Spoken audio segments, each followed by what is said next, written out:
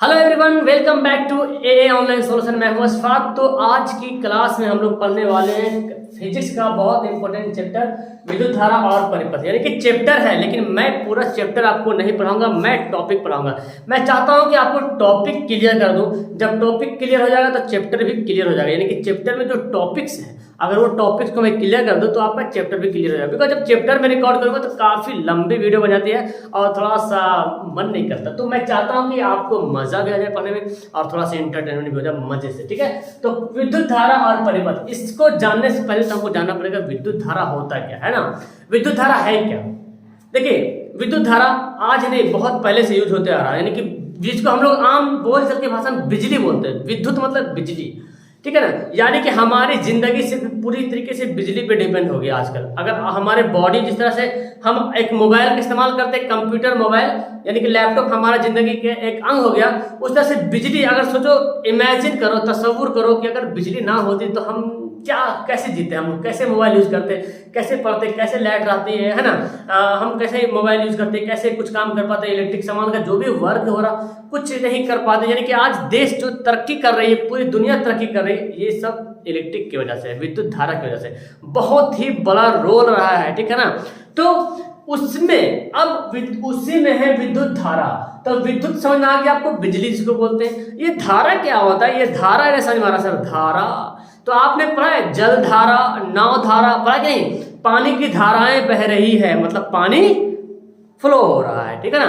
धारा का मतलब ये समझो, जैसे नल है, नल लगा हुआ था दीवार में, तो नल से पानी गिर रही है, तो ये पानी जब यहाँ पे नल से चालू करेंगे तो पानी की धारा गिरना शुरू हो जाएगी। जब हम नल को खोलेंगे तो गिरेगी, बंद करेंगे तो बंद हो जाएगा। जस्ट सेम लाइक हमारा यहाँ पे भी काम करता है विद्युत धारा।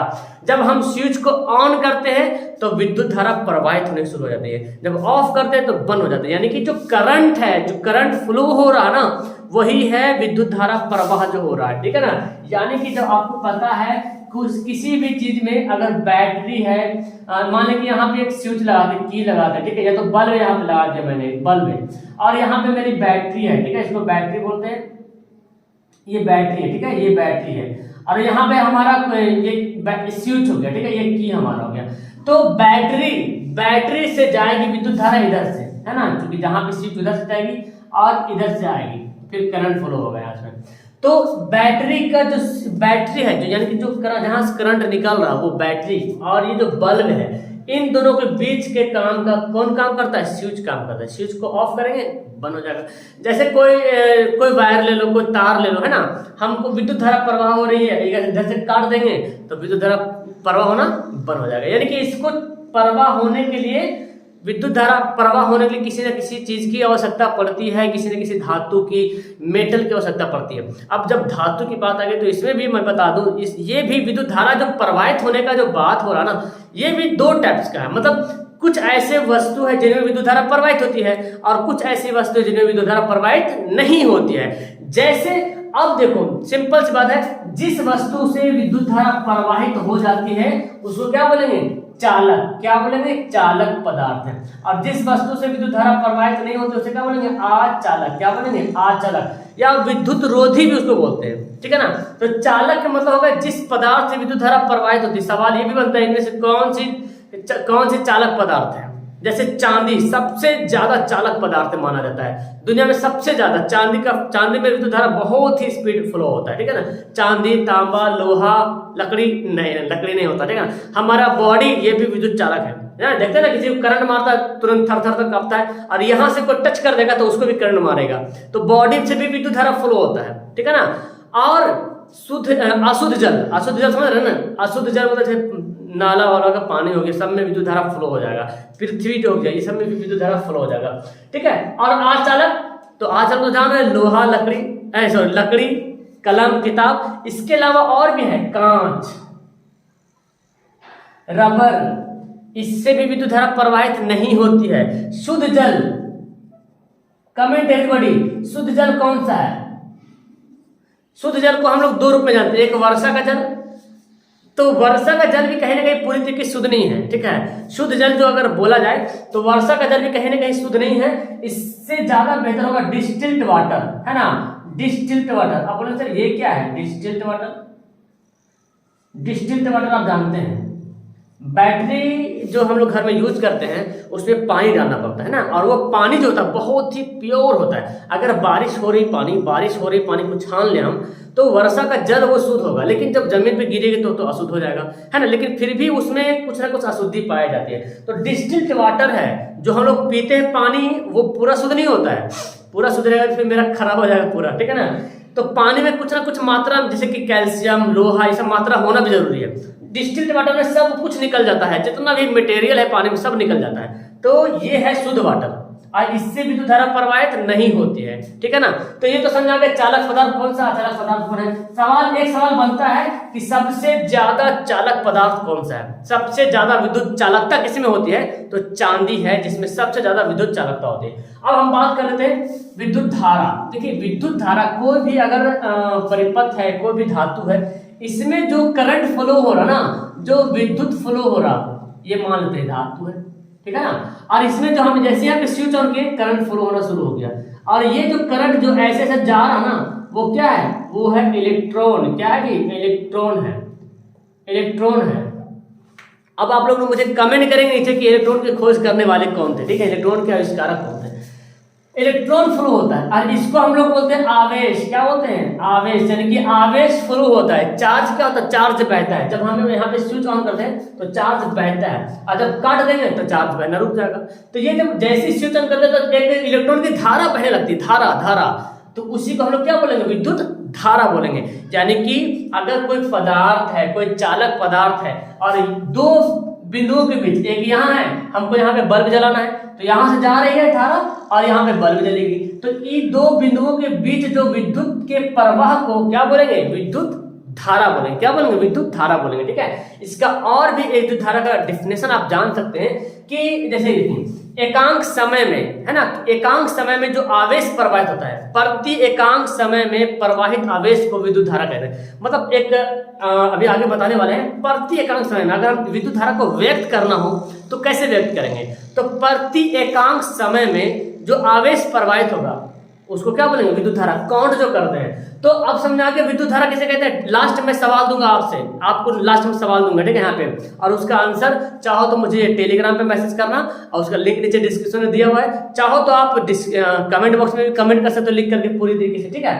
तो अब लास्ट में मजा आने वाला नहीं, ठीक है। तो विद्युत धारा समझा गया, यानी कि विद्युत का जो फ्लो होता है, विद्युत आवेश का जो फ्लो होता है, आवेश का जो प्रवाह होता है, उसको क्या बोलेंगे, विद्युत धारा बोलेंगे, ठीक है। अब यहाँ पे है नेक्स्ट विद्युत परिपथ। परिपथ का मतलब वो रास्ता, और ये विद्युत वाला परिपथ है, ना कि हमारा परिपथ है और तुम्हारा परिपथ, विद्युत वाला परिपथ, विद्युत परिपथ तो रास्ता है भाई। तो विद्युत परिपथ का डिफिनेशन क्या हो जाएगा, तो सिंपल डिफिनेशन है, विद्युत धारा के फ्लो होने में, विद्युत धारा के बहने में जिस रास्ते का इस्तेमाल होता है, जिस पथ का यूज होता है, उसी को विद्युत परिपथ कहते हैं, ऐसे बोल सकते हैं। या तो विद्युत धारा जिस पथ से प्रवाहित होती है, विद्युत धारा जिस पथ से प्रवाहित होती है, उसी पथ को विद्युत परिपथ कहेंगे। यहां तक बात समझ में आ गई अच्छी तरीके से, वेरी गुड। तो ये हमारा था विद्युत धारा और विद्युत परिपथ। सवाल बनेगा आपका कि विद्युत धारा क्या है, विद्युत परिपथ क्या है, जो कि बहुत अच्छे तरीके से। तो यहाँ पे इलेक्ट्रॉन का बहुत बड़ा रोल है, ठीक है ना। अब जानते हैं, आपको पता चल गया, मैंने भी डिफिनेशन बताया, क्या मैंने भी डिफिनेशन बताया है कि विद्युत धारा जो है प्रति एकांक समय में प्रवाहित आवेश को विद्युत धारा कहते हैं, ठीक है। प्रति एकांक समय में प्रवेश आवेश को विद्युत धारा कहेंगे। और देखो अब यहाँ पे आ जाएगा विद्युत धारा। विद्युत धारा का हम लोग पता है कैसे है, विद्युत धारा को जो है आई से डिनोट करते हैं, किससे, आई से व्यक्त किया था, आई से, ठीक है। विद्युत धारा को जो आई से डिनोट करते हैं, आई से, ठीक है। और इसका मात्रक, विद्युत धारा का मात्रक क्या है, फटाफट करो, इसका मात्रक जो है एम्पियर है। क्या है, एम्पियर, ठीक है ना। एक एम्पियर नाम का वैज्ञानिक था, फ्रांस का वैज्ञानिक, उन्होंने इसका मात्रक दिया, ठीक है, इसका मात्रक उसी के नाम से है। तो विद्युत धारा को मापते किसमें, एम्पियर। इसको हम लोग ए से लिखते हैं, एम्पियर को किसमें लिखते हैं, ए में लिखते हैं। ये सवाल बनता है आपको, ऑब्जेक्टिव भी बनता है कि विद्युत धारा का मात्रक क्या है, एम्पियर है, जिसका ए से डिनोट करते हैं। लेकिन विद्युत धारा को डिनोट करते हैं किससे, आई से डिनोट करते हैं, और एम्पियर को ए से। तो मात्रक का नाम याद रखना है। अच्छा, और कुछ मात्रक यहाँ मैं बताता हूँ। समय का मात्रक क्या होता है, ठीक है, समय का मात्रक होता है सेकेंड, है ना। यानी कि टाइम का मात्रक जो है, टाइम का मात्रक मतलब यूनिट क्या है, सेकेंड है, SEC, सेकेंड, टाइम का मात्रा क्या है, सेकंड है। तो ये तो पता चल गया आपको। अब जानते हैं आवेश। आवेश क्या है भाई, तो आवेश के बारे में बताया है कि आवेश को आप बोल सकते हैं जो चार्ज है ना, जो फ्लो हो रहा है यार, इलेक्ट्रॉन जो बह रहा ना, जो परिपथ में इलेक्ट्रॉन फ्लो हो रहा, वो आवेश ही फ्लो हो रहा, ठीक है ना। यानी कि बोल सकते हैं किसी भी चालक के पदार्थ में विद्युत धारा जब प्रवाहित होती है उसी को क्या बोलेंगे, आवेश बोलेंगे। जो विद्युत धारा प्रवाहित हो रही है उसको क्या बोलेंगे, आवेश बोलेंगे। तो हम लोगों ने यहाँ पे क्या जाना, जो विद्युत धारा होता है प्रति सेकेंड प्रवाहित आवेश को विद्युत धारा कहते हैं। इसका यहाँ पे एक फॉर्मूला बनने वाला है, प्रति सेकेंड, यानी कि विद्युत धारा जो मान होगा, यानी कि आई का जो वैल्यू होगा प्रति सेकेंड प्रवाहित आवेश को, देखिए प्रति सेकंड प्रवाहित आवेश को, यहाँ जो प्रति सेकंड मतलब टाइम है, ठीक है ना, आवेश जो है प्रति सेकंड कितना आवेश प्रवाहित हो रहा, हर एक सेकंड में या जितना भी सेकंड, एक सेकंड में जितना आवेश प्रवाहित हो रहा उस पर वो क्या है, वो विद्युत धारा का मान है। तो ये वाला वैल्यू याद रखेगा, ठीक है ना। जैसे कि अब यहाँ पे हम कूलाम दे दें, यानी कि दे दें 300 कूलाम, और 300 कूलाम को फॉलो होने में 60 सेकंड लग रहा, तो डिवाइड कर देंगे 6×35, यानी कि 5 एम्पियर जो है विद्युत धारा का मान हो जाएगा, ठीक है ना। यानी कि अगर क्यू की जगह कर 300 और टाइम की जगह कर 60 सेकंड मतलब 1 मिनट, तो मिनट यहाँ पे सेकंड ही यूज करना है, ठीक है। यहाँ पे सेकंड आपको न्यूमेरिकल में बनाने में काम आता है, तो इसको अगर काटेंगे तो 5 एम्पियर हो जाता है। तो अब हम जानते हैं आवेश। अब देखिए आवेश के बारे में समझिए, आवेश के बारे में जानते हैं। यहाँ पे आवेश क्या है, मैंने बताया आवेश क्या है, विद्युत धारा जो फ्लो हो रहा है ना वही क्या है, आवेश है। विद्युत परिपथ में विद्युत धारा का जो फ्लो होना आवेश का, जो फ्लो हो रहा है, जो चीज फ्लो हो रहा है वही आवेश है। अब आवेश को हम लोग किससे लिखेंगे, आवेश का मात्रक लिखते हैं। आवेश को हम लोग क्यू से, आवेश को क्यू लिखते हैं, ठीक है। आवेश को कैसे लिखते हैं, क्यू से डिनोट करेंगे, आवेश को क्यू से डिनोट करते हैं, ठीक है। ये जो क्यू लिखा हुआ है क्या है, आवेश है। तो इसका मात्रक, आवेश का जो मात्रक है वो क्या है जी, बहुत इंपॉर्टेंट है, ये आवेश का मात्रक है कूलाम। क्या है, कूलाम, जिसको हम लोग सी से डिनोट करते हैं। कूलाम का स्पेलिंग होता है सी से शुरू होता है, इसलिए सी से इसको डिनोट करेंगे, ठीक है। तो अब यहाँ पे इसका एक इसी के अकॉर्डिंग एक फॉर्मूला बन जाएगा, यानी कि जो विद्युत धारा है, एक विद्युत धारा, प्रति विद्युत धारा का देखा जाए तो प्रति सेकंड में कितना कूलाम आवेश प्रवाहित हो रहा, यानी कि आवेश का मतलब क्या है, एम्पियर। एक एम्पियर में, एक एम्पियर जो है वो क्या है, तो एक कूलाम जो है प्रति सेकंड से प्रवाहित हो रहा, यानी कि प्रति सेकंड में कितना कूलाम प्रवाहित हो रहा वो क्या है, एम्पियर है। और एम्पियर का मतलब विद्युत धारा ही। एक इसका मात्रक है, विद्युत धारा का मात्रक है सी, कूलाम का है, एस सेकंड है, टाइम का। तो आपको ऐसे भी सवाल पूछा था कि 1 एम्पियर बराबर कितना होता है, तो आप इसको याद रखोगे तो आराम से आंसर दे पाओगे। अब हम जानते हैं कि जो आवेश होता है, आवेश तो समझ में आ गया, इतना हो गया। अब हम जानते हैं कि आवेश में कितना इलेक्ट्रॉन होता है, एक आवेश में कितना इलेक्ट्रॉन होता है। आपको पता होना चाहिए कि एक आवेश में कितना इलेक्ट्रॉन होता है। मैं यहाँ पे लिख दूं, चलो यहाँ पे मैं लिखता हूँ इसको मिला के, ठीक है ना। एक आवेश में कितना इलेक्ट्रॉन होता है, अगर एक आवेश, ये जो क्या है कूलाम, 1C मतलब क्या हुआ, एक कूलाम या एक आवेश, है ना। एक कूलाम में कितना इलेक्ट्रॉन होगा, ठीक है। तो 6 × 10⁻18 इलेक्ट्रॉन, देखिए इसको याद रखिए, बहुत इंपॉर्टेंट है। एक कूलाम में कितना इलेक्ट्रॉन होता है, 10⁻6 × 10⁻18 इलेक्ट्रॉन होता है, इस बात को याद रखेंगे। और अगर इसी को हम उल्टा करेंगे कि एक इलेक्ट्रॉन में कितना आवेश होता है भाई, एक इलेक्ट्रॉन में कितना आवेश होता है, तो 1.6 × 10⁻−19 कूलाम। ये दोनों बातें बहुत ही अहम है, इसको नोट कर लेंगे, ठीक है ना, बहुत ही इंपॉर्टेंट है इसको, क्योंकि बच्चा ऐसे बहुत फंस जाता है कि एक कूलाम में कितना इलेक्ट्रॉन है, कंफ्यूजन हो जाता है ऑप्शन के हिसाब से, ऑप्शन इस तरह से रहता है, कंफ्यूज हो जाओगे आप। और एक इलेक्ट्रॉन पे कितना इलेक्ट्रॉन आवेश होता है, तो इसको कंफ्यूजन में नहीं रखना है। अब देखो विद्युत धारा को तो वेट करते आए इसमें, ठीक है, लेकिन विद्युत धारा जो मान है, एम्पियर है, उस एम्पियर का कुछ क्वांटिटी है, ठीक है, क्वांटिटी है। अब देख जानते हैं विद्युत धारा को हम लोग मिली एम्पियर में भी डिनोट करते हैं, माइक्रो एम्पियर में भी मापते हैं। विद्युत धारा को जो माप है milliampere, microampere, picoampere, nanoampere, बहुत सारा ऐसे सवाल बनता है ऑब्जेक्टिव में, तो आपका ऑब्जेक्टिव भी क्लियर होने वाला है। अब जानते हैं एक विद्युत धारा के अगर मिली एम्पियर अगर माने जाए, ठीक है ना, 1 milliampere, 1 milliampere, 1 milliampere को कैसे डिनोट करेंगे, 10⁻−3 ऐसे, ठीक है ना, 10⁻−3 ये हो गया 1 मिली एम्पियर। ओके, 10⁻−3 क्या हो गया, 1 मिली एम्पियर।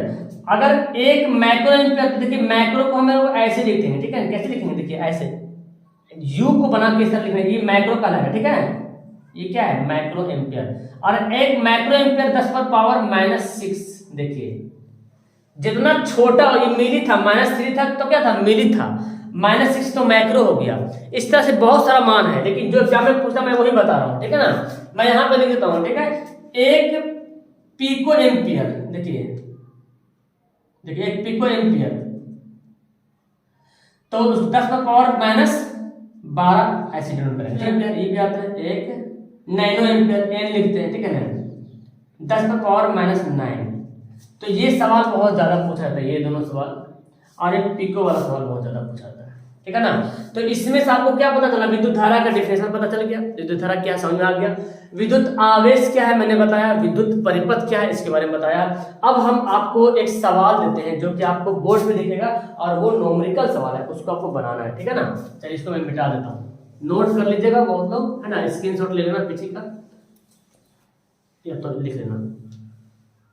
देखिए सवाल आपको स्क्रीन पे दिख रहा है, सवाल क्या बोलता है, सवाल है कि किसी विद्युत बल्ब के तंतु में 0.5 एम्पियर विद्युत धारा 10 मिनट तक प्रवाहित होती है, ठीक है। तो विद्युत धारा से प्रवाहित विद्युत आवेश का परिमाण क्या होगा। देखिए सवाल पूछा वही तीनों से रिलेटेड है, विद्युत आवेश दिया हुआ है, विद्युत धारा दिया हुआ है और टाइमिंग है ना, यही तीनों से पूछ रहा सवाल। तो पहले हम इसको जानते हैं कि कैसे इसको बनाएंगे, ये न्यूमेरिकल सवाल है, ठीक है। तो विद्युत धारा से ये न्यूमेरिकल सवाल बनता है, जो मैंने फॉर्मूला बनाया है, अभी मैंने फॉर्मूला क्या बताया, I = Q/T, इससे एक फॉर्मूला बनता है। ऐसे से दो और बना सकते हैं, Q बराबर कैसे लिखेंगे, Q = IT हो जाएगा, एक फॉर्मूला बनेगा Q = IT, और T बराबर क्या Q/T बराबर क्या Q/I। तो ये तीनों फॉर्मूला इसी फॉर्मूला से बन गए, तो ये हमारा मेन फॉर्मूला था, I = Q/T, ठीक है। अब सवाल है, सवाल में क्या क्या दिया हुआ है, 0.5 A लिखा, वो एम्पियर है, क्या एम्पियर विद्युत धारा है, यानी कि I का बराबर 0.5 एम्पियर है, क्या है विद्युत धारा है। फिर बोलता क्या 10 मिनट, वो क्या है टाइम है, 10 मिनट टाइम है, यानी कि T बराबर 10 मिनट। और हम जानते हैं समय का मात्रा क्या होता है, सेकेंड होता है, क्या होता है यार सेकेंड, इसलिए हमको सेकेंड में बदलना पड़ेगा, 10 को 60 से गुना करना पड़ेगा, तो हो जाएगा कितना 600 सेकेंड, क्या आ जाएगा 600 सेकेंड हो जाएगा, ठीक है। अब क्या निकालना है, तो विद्युत आवेश का मान निकालना दिया, आवेश है ना, यानी कि Q बराबर निकालना है। तो आप जानते हैं, चूंकि हम लोग जानते हैं कि I = Q/T ये फॉर्मूला होता है, मेन फॉर्मूला ये है ना, I = Q/T। तो Q बराबर क्या होगा डियर IT, है ना। अब यहाँ पे क्या करें, गुणा वगैरह कर दो, यहाँ पे I का वैल्यू कितना है 0.5 और यहाँ पे है कितना 600, तो ये पॉइंट कटेगा और ये 0 आ जाएगा, है ना, ये पॉइंट करके 0 लिख सकते हैं, एक 0 यहाँ से काट दिया, 6×5 = 30, एक 0 और बढ़ जाएगा, ये है, ये क्या है कूलम, यहाँ लिखेंगे C कूलम, तो ये क्या हो गया हमारा आंसर। तो इस टॉपिक से आपको इस न्यूमेरिकल, तो इस टॉपिक से न्यूमेरिकल बहुत पूछता है, ठीक है। तो याद रखिएगा विद्युत धारा यानी कि इस तीनों रिलेशन से कोई भी न्यूमेरिकल आ जाए तो यही फॉर्मूला बनेगा, आवेश, विद्युत धारा या टाइम, इन तीनों से ये फॉर्मूला बनेगा। और इससे कोई भी सवाल पूछे, कभी कभी क्या दिया रहेगा, कभी टाइम दिया रहेगा, आवेश दिया रहेगा और विद्युत धारा पूछेगा, तो I = Q/T बैठा देना है। कभी टाइम दिया रहेगा और ये दिया रहेगा, I दिया रहेगा, T दिया रहेगा, Q पूछ लेगा, जो भी पूछ रहा है। कभी I और Q दिया रहेगा, T पूछेगा, तो ये फॉर्मूला से करेंगे, T पूछेगा तो ये फॉर्मूला यूज करेंगे। लेकिन ख्याल इस बात का रखना आपको, जो टाइमिंग है ना, टाइमिंग में बंदा फंस जाता है, समय का मात्रक सेकेंड होता है, इसलिए जब भी बोले 2 मिनट तो इसको हमको सेकेंड में बदलना है, 2 × 60 ऐसे, ठीक है ना, तो 120 सेकंड हो, नहीं तो फिर सवाल गड़बड़ हो जाएगा। तो मेरे ख्याल से ये टॉपिक आपको क्लियर हो गया, विद्युत धारा और परिपथ। नेक्स्ट में मैं अगला टॉपिक भी लाने की बहुत जल्दी कोशिश करूंगा। तो पहले मुझे बताओ कि आपको समझ में आया कि नहीं आया, नीचे थंब करना और बताना, मुझे टाइप करके बताना। और हाँ, आपको यहाँ पे मिल रहा है होमवर्क सवाल जो कि मैंने बताया है, ठीक है ना, उस सवाल का आंसर हो सके तो कमेंट करो, और नहीं तो मुझे बना करके नीचे कमेंट डिस्क्रिप्शन बॉक्स में टेलीग्राम का लिंक दिया, वहां पे ज्वाइन हो जाओ और वहां से मुझे फॉलो करो और वहां से मेरे पास भेजो, नहीं तो आप नीचे डिस्क्रिप्शन में लिख सकते हो। इसका आंसर आपको आना चाहिए हर हाल में। Okay, that's all, thank you everyone, bye bye.